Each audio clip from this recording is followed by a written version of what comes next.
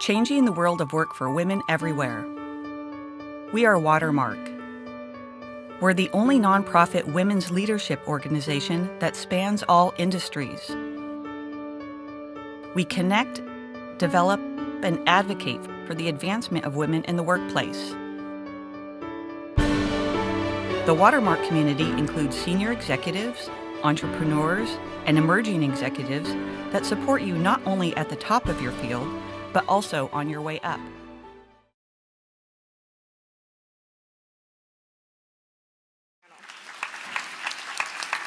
Well, thank you, and we got a great crowd here. We have a great panel for you.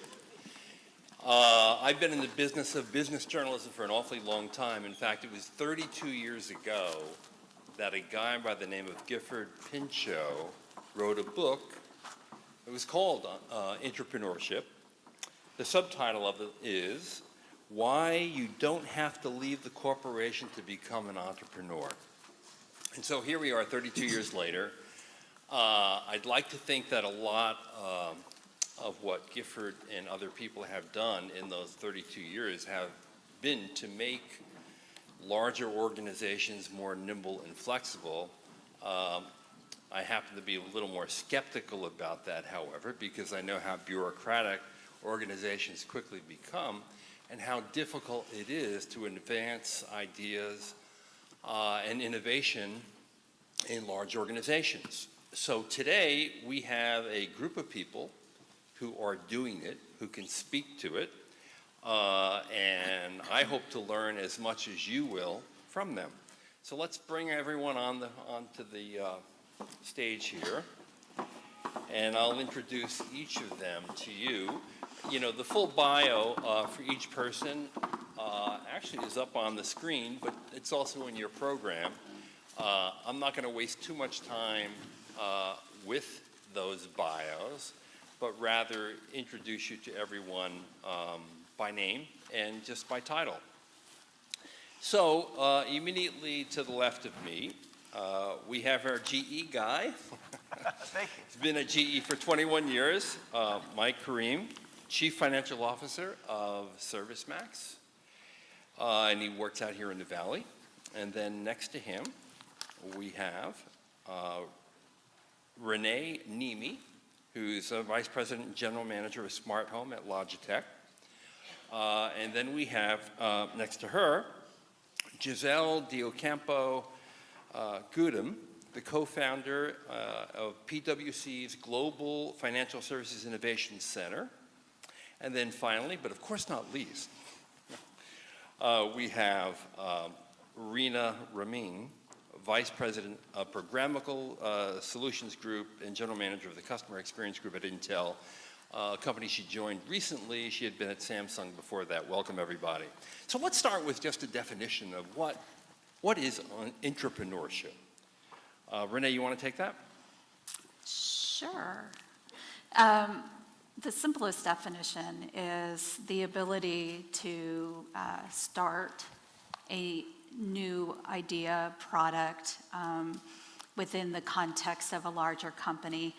The most successful situations I've seen is when you actually have the fully independent teams and you free the startup within the larger company of having to constantly worry about the funding and going out to do the funding. But we tend to think of it primarily as product-oriented and being kind of a product girl. That would be my tendency, but it really can be anything. It can be starting a new channel. It can be starting a new way you serve your customer from a customer service point of view. It doesn't have to be specifically products, but essentially it's the ability to start a company without having to worry about funding under the umbrella of a larger organization. And Giselle, you have a similar definition? I would say yes, and I think what I would add to that is also for intrapreneurs and to think about them as people with an entrepreneurial spirit, with the speed and agility and the energy around building new things and creating new products and services. with a kind of special twist to it, meaning that you have some resident knowledge of an industry or the firm so that you can harness the assets of your firm and company to make innovation work from within. And how do you get started? I mean, Reno, how would you get started? How have you gotten started? Well, if I look at my experience, both Intel and previously Samsung, right? There's been different models. So if I take the Samsung model, I was part of the Samsung Strategy and Innovation Center, and the model there was lots of little groups that worked on new innovative projects, on new exciting things that they were trying to bring to the market. Some of those ideas may or may not come to fruition. But if any particular project got to a point where there was enough market interest, then a larger team was built around that. And then if that team was able to get the revenues up to a certain threshold, then they would get either spun into Samsung as a new division or get spun out of Samsung as a separate company. And there was an ecosystem also that went with it in the form of funding in terms of Samsung Ventures or the capital, Samsung Ventures that would fund, or the Catalyst Fund that would fund them. And I see a sort of a similar approach at Intel in terms of funding the ecosystem, in that, Intel has Intel Capital, which they use to find companies that would fit the ecosystem in areas that we're growing in and innovating in, and the next leap forward, and making sure that those systems are in place through that funding. Mike, is there a GE approach to internal innovation?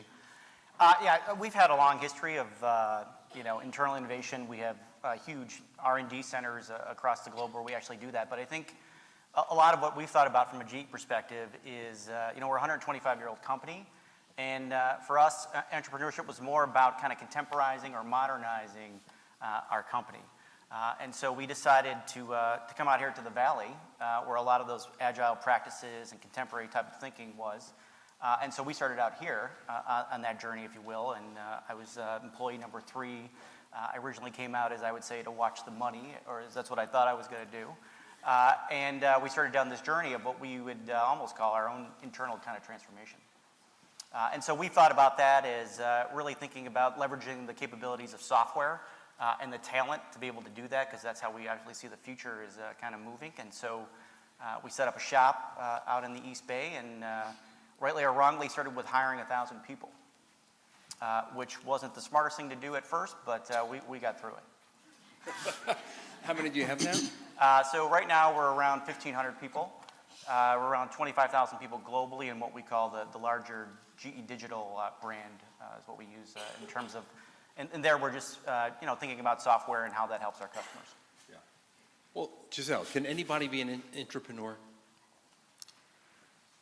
I would say the short answer is yes, and I think part of it is mental model. So if I'll just take a step back, I think you mentioned that GE's a 125-year-old company. PricewaterhouseCoopers is a 167-year-old company. We have been successful in many areas of the business, and success sometimes breeds conformity. And the idea about being an intrapreneur and thinking about how to extend your lines of business, and parts of it could be also how to continue your legacy of success. I think resident within organizations, you already have people that think about how to grow the business, how to extend to new markets, and how to work and collaborate in different ways. And it's certainly, I think, a skill set that you can continue to learn and develop. But you still see a lot of companies that basically acknowledge that they can't do innovation inside the bigger parent. So what they do is they create little teams, and they protect the teams by sending them off someplace. The old word was skunk works from Lockheed, and IBM did this to develop their PC in Boca Raton, Florida.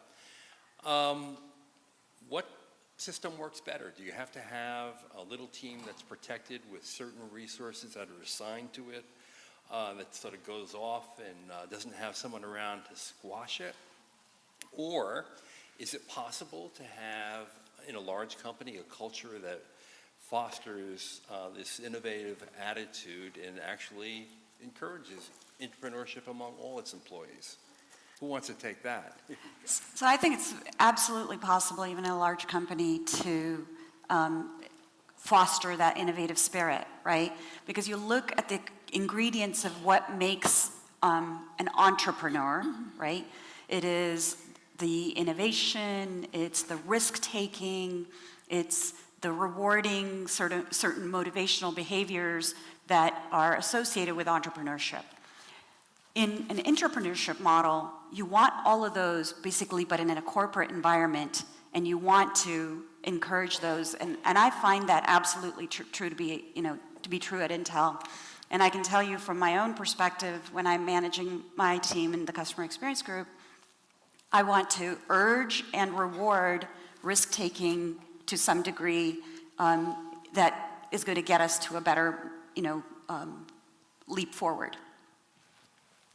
Yeah, I think I would add, from a big company perspective, obviously, we thought about it, 300,000 employees, 9 or 10 operating divisions. The skunk work approach was kind of needed, because for certain this will get killed inside of a big company.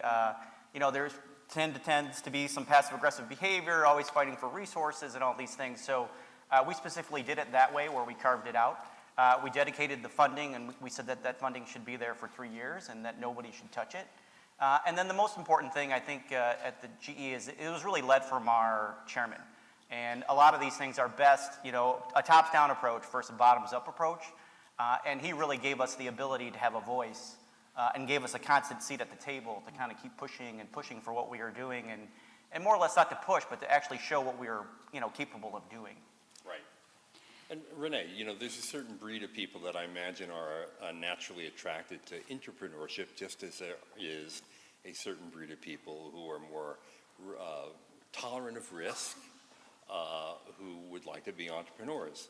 What's the right mix when you're assembling a team, or you have an initiative that's inside the company of people to make stuff happen?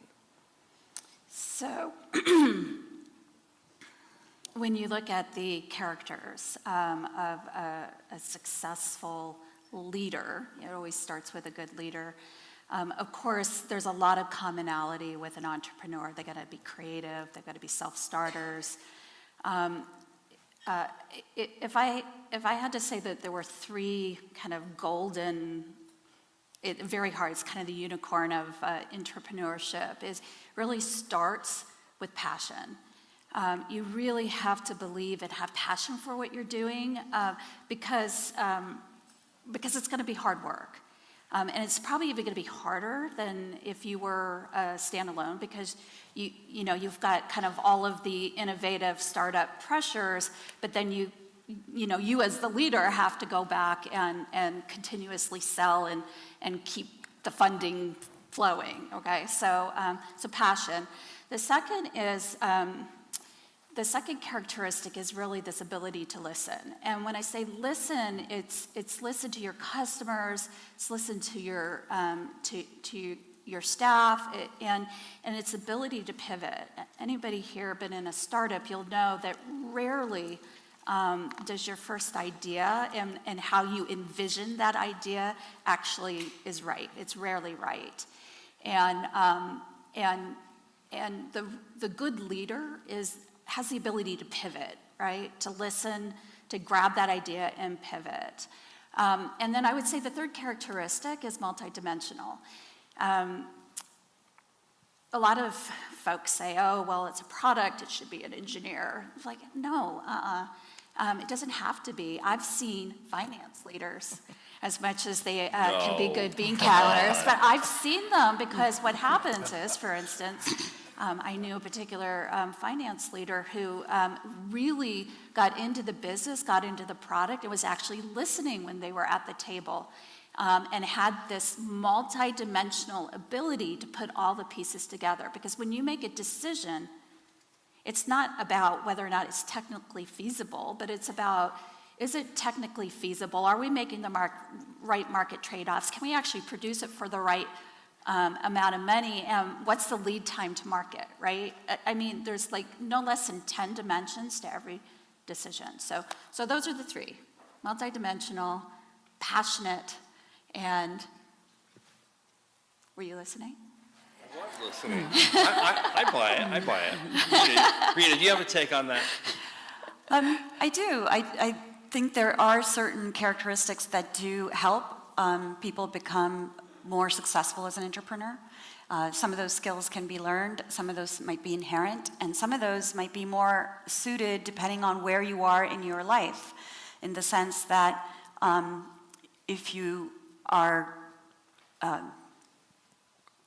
think being a self-starter is a key ingredient that you absolutely must be if you want to work in an environment where the path hasn't already been forged, and so you're trying to innovate. You have to be willing to try different things and be able to push those things. Second, you need to be a people's person in the sense that you have to be able to work with a wide variety of people, not just within that incubation environment that you're working in, but in an entrepreneurial setting, in the context of a larger corporation. You might need to work within certain confines of the larger corporation and make sure that you're still getting the funding from the larger corporation. And also from a timing perspective, you might find that you want that safety net of the larger corporation while you still are the type of person driven to take risks. You might want that safety net of that larger corporation based on where you are in your life, and you might have a family to support or whatever. John, I wanted to add something around the support for entrepreneurs, and I wanted to share something that my team and I at PwC constantly think about in terms of our innovation philosophy, and that is how you innovate determines what you innovate. And part of the team of entrepreneurs that you will build and may build, you can try to help yourself. So for example, getting buy-in from executive leadership is one of the most critical factors to help you along the way with either sourcing, developing, and commercializing ideas. I think the second thing is also figuring out a way to collaborate with others. So meaning build relationships at all levels of the organization. Because some ideas can start from your leadership or your really brilliant finance guy, and some of them will start from other parts of your business. But the key to making an idea into an innovation, and not all innovation will become successes, is that you're able to move it through the organization and develop it and test it to make it into the viable businesses that the company and your team are hoping for. And then what I would also say is what's important is to have a defined innovation strategy that's closely linked to the corporate innovation strategy. And that is a really critical kind of thought and component, because you brought up skunkworks, John, and that I think irrespective of the type of model or where your teams are housed, what's really important is that the organization needs to know that what you guys are doing is important to the company.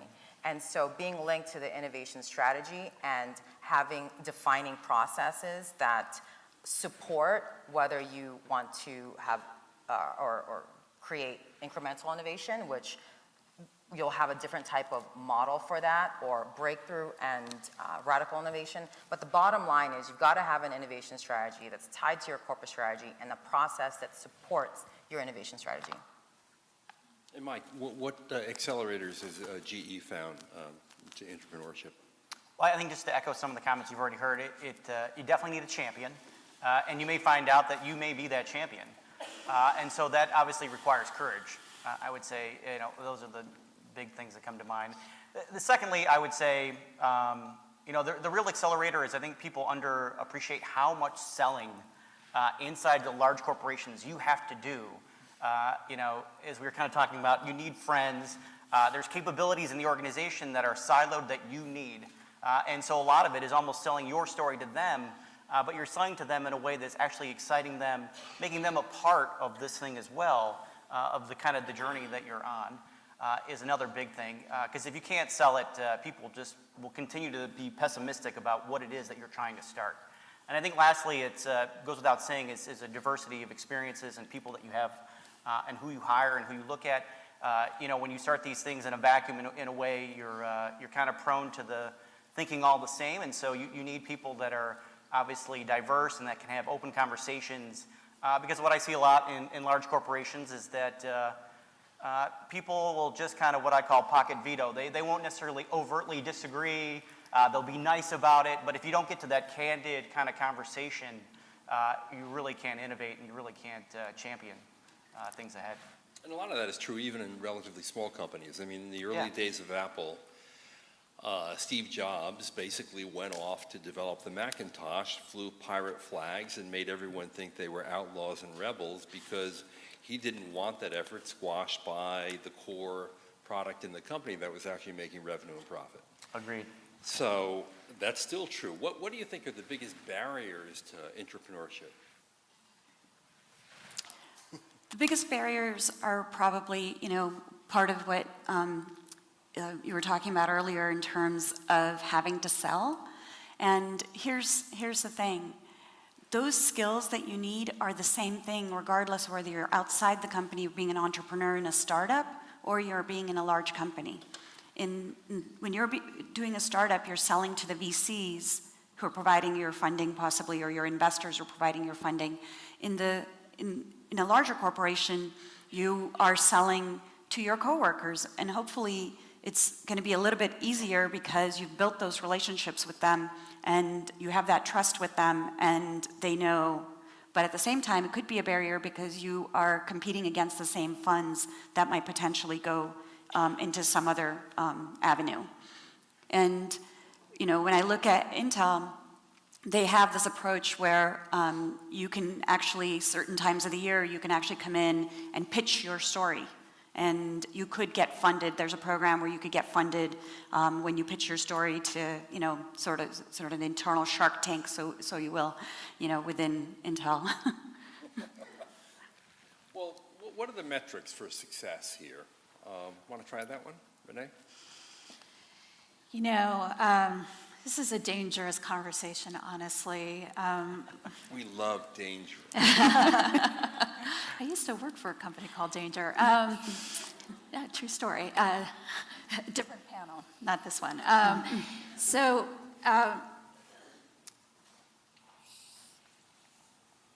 It's not one size fits all, is the bottom line here. There is a danger for the metric to be revenue. And it's the most obvious, it's the easiest to fund. But I truly believe with all my heart it's risky. And the reason why I say that is because, as I mentioned before, you rarely get it right the first time. And if you don't get it right, guess what? Your revenue is not going to come. And so having a certain predetermined runway with multiple indicators of success, I really think is key. And having a belief and a passion for the truth. Now, there are a couple of other leading metrics that are really good in this scenario. One of them is customer engagement. So let's say your goal was to get, this is a random number, 100,000 users in 6 months. Let's say you only got 10,000 of them, but the 10,000 of them are on your service every single day for 3 hours. Or your other scenario is you got your 100,000, but they're on your service once every 2 weeks. Which would you rather have, and which could you actually grow? So it's really important that you understand what you're trying to achieve. And again, this learning and agility point, I will just keep emphasizing, because if you've got the 10,000, I didn't get to the 100,000, then what was it about the engagement that caused them to engage, and how do we build on that? And keeping those metrics constantly in front. Another one other small point, I don't want to hog the mic, but time to learning is a really important measure. If you, and this really forces you to take more of an agile approach to the learning, which is really hard when you're in hardware, by the way, which Logitech is. But being able to get to prototypes, test the prototypes, grab the learning, and be able to iterate is really, really, really key to success.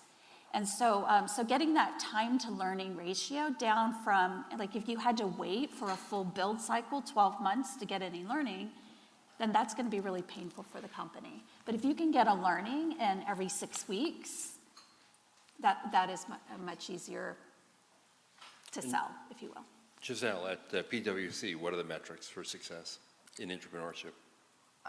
I wanted to underscore a point that you brought up, Renee, that it's no one size fits all. And just for context, about 3 years ago, we started this Global Financial Services Innovation Center, which is the first of its kind in PwC's history. And that's an important point that I wanted to bring up, because part of new businesses and trying to get away from old metrics like revenue, it's important, but I think it's a timing thing. Who wants to make money? Yeah, well, it's important to make money, but I think that the main point is that, one, when you're growing something new, you kind of have the privilege to actually make up your metrics. So learning metrics is an important. And I think the second piece of it is as you grow and mature. So as an example, when we were first starting out, we were very focused on some of the principles I talked about earlier, getting buy-in from leadership, ensuring that we were educating and transferring knowledge to others so that we can figure out ways to work together. So we would measure our success relative to how fast we were learning and who we were connecting with and the types of connections we were making. So as a quick example, if I connected with Rena and did we come up with an idea and where is it now in the development stage? As we matured as a business, we had ideas within our portfolio that we could then measure in terms of speed of prototype and how fast it was going through our funnel of the innovation process. Those required us to figure out different ways to measure our productivity as a team, the value that we're giving back to our organization, and then the actual progress of that idea that we were working on. So if you think about kind of those three levels, there's the operational piece and success, there's the value that we're creating, and then there's a portfolio of your ideas. Those are different types of metrics, and I think it's an important, and I agree with you, it is talking about metrics and performance, especially for new things, it is dangerous, but I think, think about it as there's a spectrum, 1, 2, you have the privilege to make it up, and it's based on data that you're learning from the prototyping. And 3, I think very importantly, communicate them to others. And if it's a new metric like learning, I mean, I'll tell you, on the fly, PwC, we're an audit, tax, we do advisory, but we're a whole bunch of quant folks. So when I introduce things like our rate of learning is this, I mean, we had some blank faces. So no surprise. Yeah. So part of what we learned as a team is we have a mental model. The people that we work with have a range of mental models, but we have a shared goal, driving new value, creating new markets, getting that dollar sign, right? So how do we as entrepreneurs help educate people so that we can communicate with a shared language around success? Yeah. And just to echo, because my title says I'm the metrics finance guy, I agree. You throw out those traditional measurements and you don't use those. I would say, we're at GE, we're constantly measuring the people. What people do we have? Do we have the right skill set? Are they really engaged? Do we need even bigger people to do what we need to do? I think we're looking, as you guys were talking about, how quickly do we fail? In big companies, failing is not what people do. I've never been to a review where someone comes in with a PowerPoint page and has all red stoplights and says, we should kill this. Like, it never happens, but maybe it should.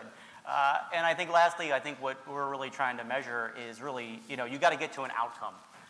And those outcomes will continuously change, right? So maybe when you're starting, it's how many people have you trained? How many people are using your internal product?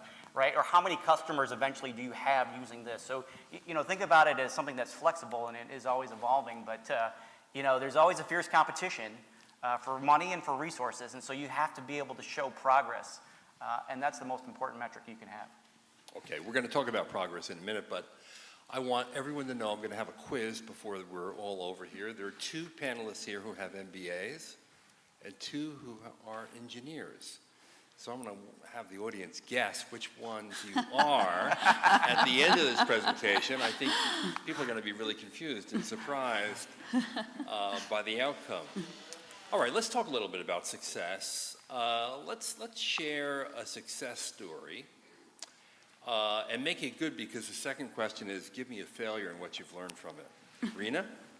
So I think Intel has a great success story in the making as well. Especially since we're here at the Watermark conference, I think this is especially important to talk about.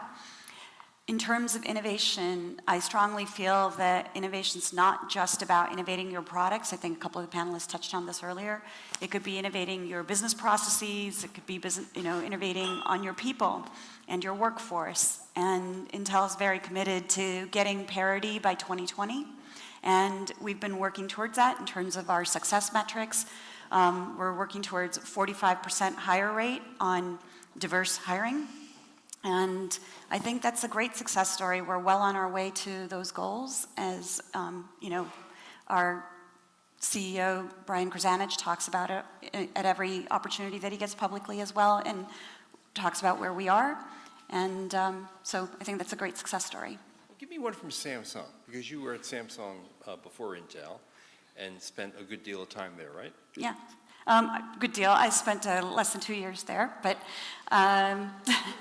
I have worked in the Bay Area for almost 29 years, but at Samsung for a couple of years. And so from a Samsung perspective, one of our success stories was we spun out a company, and since I left, I don't know if it's public yet, so I can't say, but we did spin out a company that came out of the SSIC.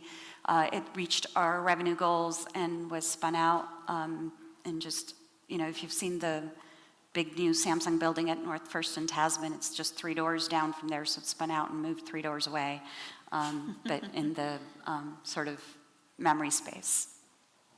Mike, tell us a story of success at GE. Well, as we kind of started this journey, we started out, as I was talking about, with 2 to 3 people, and then we grew it to what it is now, about 1,500 people. I think one of the milestone moments was one of our divisions had a whole bunch of problems and had about a $400 to $500 million headwind challenge. And we were at the time really trying to grow our data science kind of capabilities in terms of how we thought about data and what could that mean for machines, and really kind of learning. And we got a call from the chairman, and we went down to this business unit with 5 data scientists, a bunch of software engineers, and they basically told us, hey, we don't want you here. Please go away. You don't understand our domain. You're not in this industry. We've had people here for 30 years that know how to do it. And you have some guy from Silicon Valley that is 19 and probably could grow up a little bit. And we went back and forth, and we fought with them. And at the end of the day, we got the right people involved. And I think we did the right things with the data, and we started unlocking things that they never thought about. And really simplifying things with contemporary technology, which was kind of the big thing that they didn't have. And so we got to this kind of moment where that realization of saving $400 to $500 million was really a success. And that really bolstered kind of what we were talking about here in terms of entrepreneurship, is that you have to go sell that to all the other businesses, because in our world of large corporates, until you sell the value of what you can bring, people will always continue to think that that's some skunk work, or people are just throwing away money on that, and they don't really get any value out of it. Renee, do you have a success story? Yeah. We're actually in the middle of a success story now at Logitech. So about 5 years ago, Bracken Darrell, who's our CEO, came on board, and one of the interesting twists he really put on it, he really believes in innovation at the core, and he created a new model for the company. It's called Trees, Plants, and Seeds.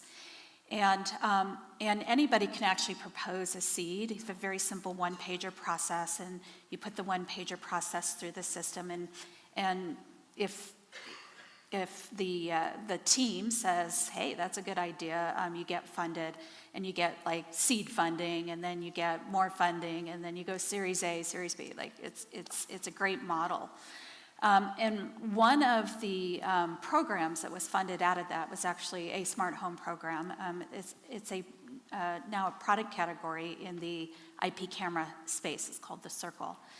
And what was really interesting is we took an entrepreneur who we brought in from the outside. He said, I've got this great idea. And it started as a wearable camera, honestly, one that you actually put on your body. And it was more of a social connection concept.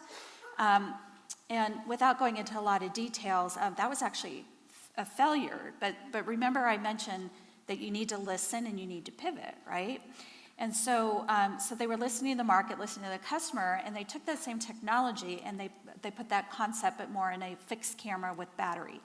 Fast forward, they took it to market, great reviews for the people who bought it, but a lot of people didn't buy it. And you go, well, why didn't they buy it? Well, because it was marketed as a social camera, not a security camera.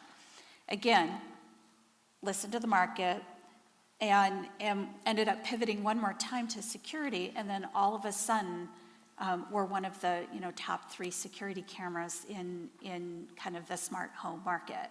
So a really great example where you take this idea, and by the way, we had the technology, so we had all the core concepts. Took what was good about Logitech, the security and optic technology, an amazing ops team that can get things to market quickly, and then an amazing sales team and sales channel, and we were able to take this idea and pivot and learn. So that was our success story. And the time frame from idea to product launch and then the reiteration of marketing it as a security product? It's about 6 months. It was pretty clear after 6 months in the market that we had to pivot. Actually, it was probably clearer 3 months. Took us a bit to pivot, but yeah. Okay, Giselle, you have a success story at PwC? Yes, and since you're going to be asking about failures and how much, ready. Yeah, we love the F word. No, we don't. We really do. We really, really do not like the F word. So I will share a story around that and what my team learned from it. We are all good at various different things. So our senior leadership team, we know, is really great at navigating and leading our existing business. What my team and I are really great at is building new businesses.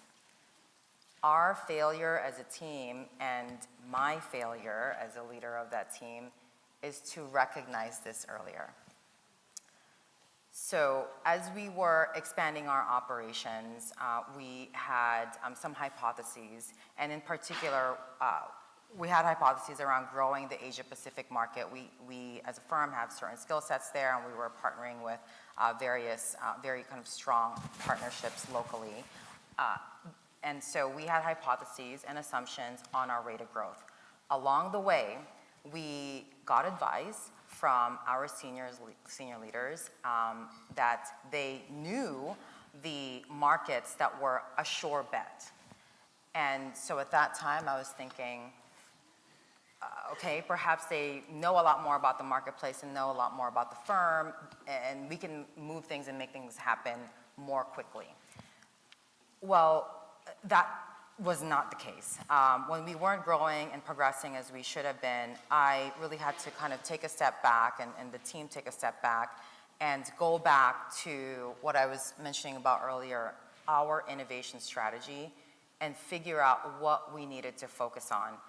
And it was an aha moment for all of us, because at that time, I can confidently figure out what we as a team can say no to.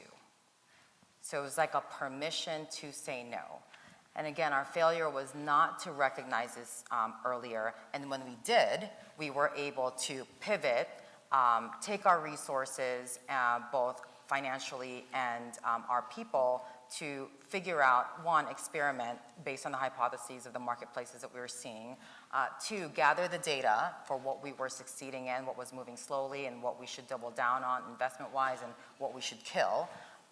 And that process ended up to be something that saved us, got us to progress much more quickly, and now our Asia-Pacific region is the highest innovation activity from China on down to Australia. So it is a huge success for us, and not without the challenge of figuring out how to pivot and when to pivot, and how to teach and learn from one another about, with our senior leadership, about how to work together to share those knowledge and figure out how to replicate that. Great. Okay, I want to give the audience a little time for Q&A. If anyone has a question, we're happy and eager to answer one. I see one way, I see actually a few back there. We have a question back here. Super. I have a question for you about, you talked about the importance of communicating with other divisions internally and building trust across those divisions. When you have a success, how do you recognize the success? Is it the Innovation Center was successful? Is it all of the people who were involved? How do you recognize the success and continue to motivate people to work with this innovation group? That's a great question. You absolutely need to recognize everybody that contributed to that success, not just the Innovation Center.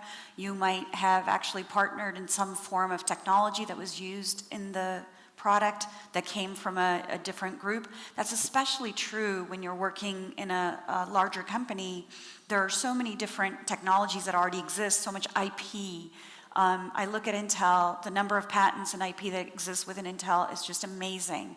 So if I can use some portion of that IP to further my product, which is in a completely different space, I need to go back and recognize that team that contributed to that success as well. By the way, I want to add, because success is one thing, but actual successful entrepreneur programs actually celebrate the creators as well. And you know, I have to say Logitech does that extremely well. It will actually give the team a bonus. We'll have them come up and congratulate them at our weekly huddles. And you know, we give them quite a bit of visibility because learning and learning quickly is success too. Hi, my name is Diana. This question is for Joselle. Just to back up, Renee talked about some of the metrics of innovation, specifically being multidimensional and passionate. So for Joselle, for you to co-found an innovation center within PwC, which is over 100 years old, there must have been people before you who tried to start an innovation center. How were you able to sell to get the buy-in from leadership to start such an innovation center when those before you have failed, and create metrics that is not the old metric like you mentioned, revenue-based, but in actuality based on passion and based on multi-dimension? Thank you. I heard a couple of questions within your question, and I'll just play it back to you. So the first one is kind of how did we get started and kind of connect in with leadership, and then the second one is kind of around the metrics piece. Is that right? Yes. Okay. So just I guess a quick story around the leadership piece.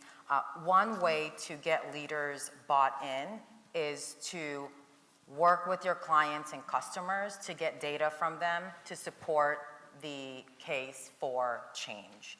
And that was something that our team and our leadership team knew that was happening in the marketplace.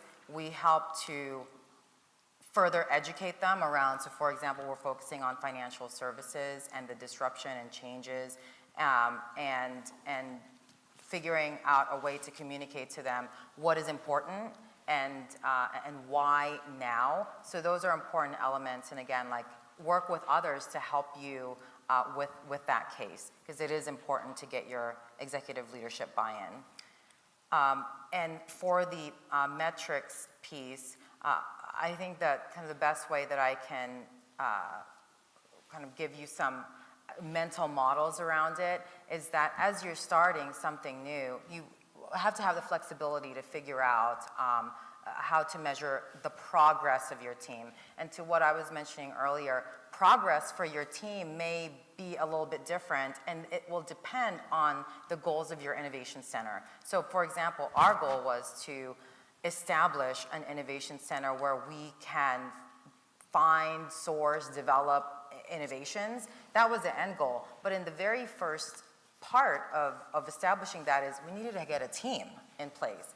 We needed to get funding in place. And so there were these elements that we had to progress towards as we were also kind of keeping with the end goals of the project. So again, like flexibility, you have, and I'm saying this if you need permission, you have permission to make up your performance metrics. Because if you're the team that is looking at innovation and maybe you are the one, well then you're good at doing what you're doing and everyone else is, again, like good at, creating or building their existing business. So help them to figure out like, hey, this is how we measure success and this is the reason why. But I think the most important factor is always tag it back to why it's important to your clients, why it's important to your customers, and why it's important for your company. Great. Okay, I think we have time for one more question and then Quick our one. quiz.